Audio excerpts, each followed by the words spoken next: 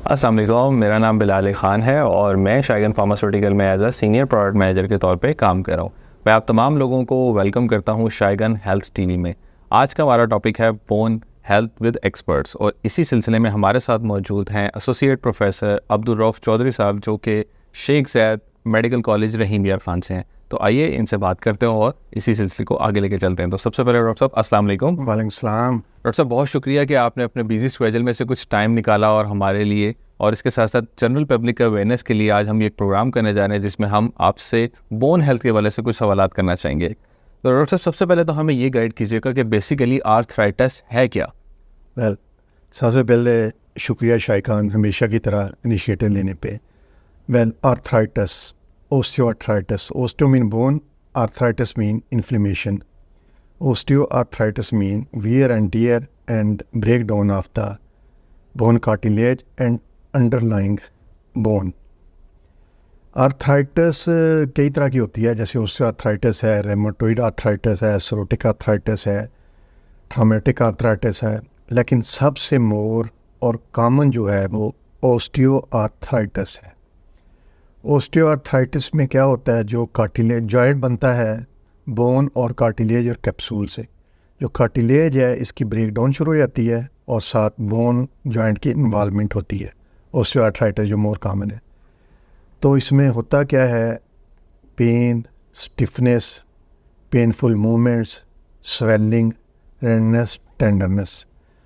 और अमेरिका में every 7th patient arthritis का इन्वॉल्वमेंट है।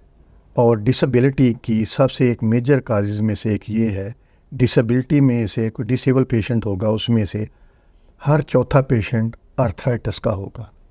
आर्थराइटिस क्या है, इसमें से जॉइंट स्पेस रिड्यूस हो, इसकी 4 टाइप्स हैं।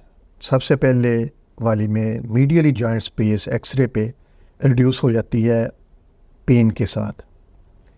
सेकंड टाइप में हमारा joint space as a whole reduce होनी शुरू हो जाती है। और थर्ड में सब कॉन्ड्रल सिस्ट बबल्स बननी शुरू हो जाती हैं।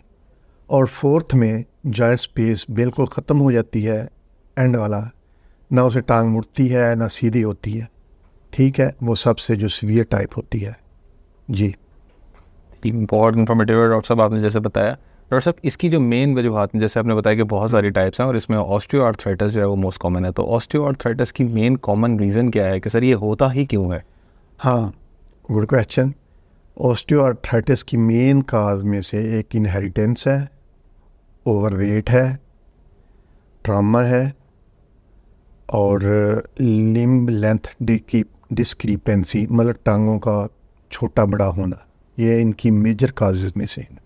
ठीक है, तो डॉक्टर साहब, एक आम बंदे को ये कैसे पता लगेगा, कौन सी ऐसी उसके अंदर तब्दीलियाँ नज़र आएंगी या सिम्टम्स उसको नज़र आ रही होंगी कि वो अपने जब मॉलेज से रब्ता करता है इसी बेसिस पे, तो वो उसके मॉलेज को पता लगता है कि यार ये पेशेंट जो है अब हमारे पास ऑस्टियोआर्थराइटिस के अंदर। हाँ जी, हाँ, अच्छा, गुड क्वेश्चन। इसमें से after usually in our population after 50-55 year of age अपने घुटनों में, हिप में दर्द महसूस करना शुरू कर देता है, उठने पे, बैठने पे, और यूजुअली मॉर्निंग में जब बेड से उठता है तो ये इसकी मेजर एक साइन है इसका। बिल्कुल सही। डॉक्टर साहब, इन्फॉर्मेटिव का ये सेशन तो हमारा बहुत चल रहा है, इसमें एक चीज़ जहन में आती है कि ये आर्थराइटिस का जो मर्ज़ है और जो आर्थोप्लास्टी है, इन दोनों का आपस में क्या कनेक्शन है? जी, आर्थराइटिस को हम मेडिकली भी ट्रीटमेंट करते हैं, मेडिसिन से भी करते हैं। उसमें कुछ प्रोफिलैक्सिस हैं, जैसे अर्ली है, फिजियोथेरेपी है, लाइफ मॉडिफिकेशन है, वेट रिडक्शन है, ठीक है, इंट्राटूमरल इंजेक्शन है, इन्फ्लेमेटरी मेडिसिन है, और प्रिपरेशन है कुछ मिनरल्स की।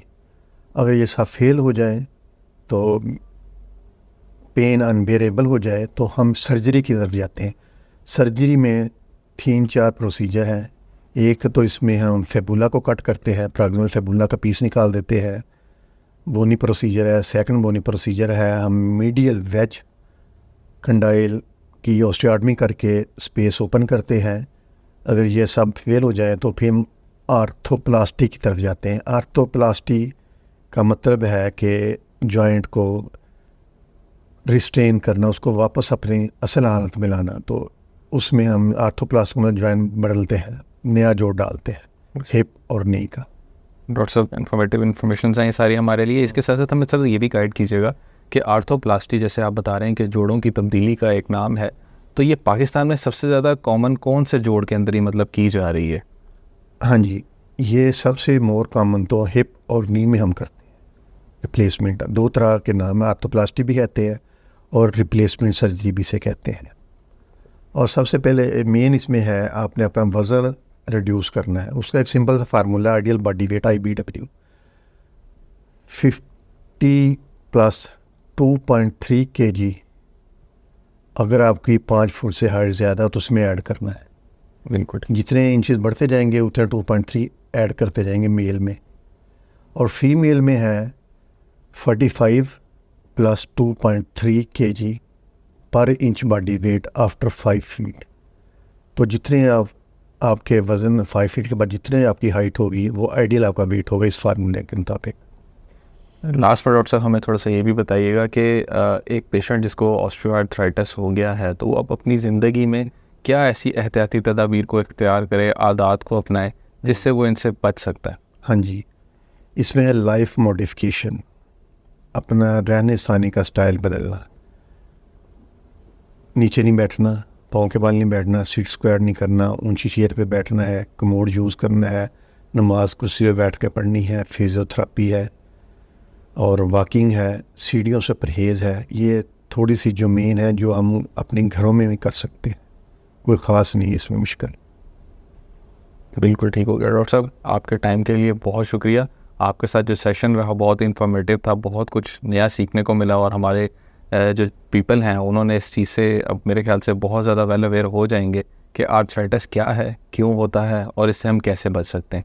मैं अगेन आपका शुक्रिया अदा करता हूँ आपके वक्त के, आपकी कीमती लम्हात के जो आपने हमारे साथ स्पेंड किए और आपने जनरल पर्सन्स को इसके बारे में आगाही दी। बहुत शुक्रिया सर आपका। शायद